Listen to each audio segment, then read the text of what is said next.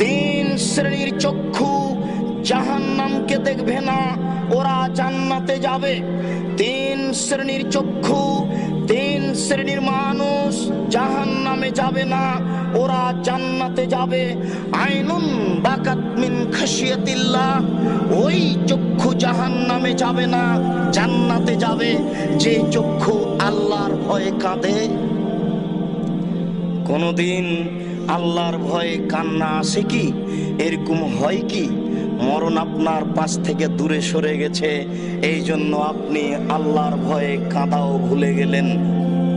প্রতিপালক তুমি বড় দয়াবান, তুমি বড় ক্ষমাবান, তুমি একটু দয়া করো, তুমি আমাকে জাহান্নাম থেকে রক্ষা করো, জান্নাত আমাকে দান করো, তুমি একটু দয়া করো।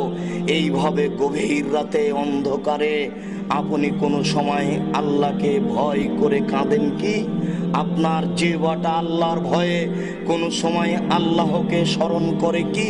আল্লাহ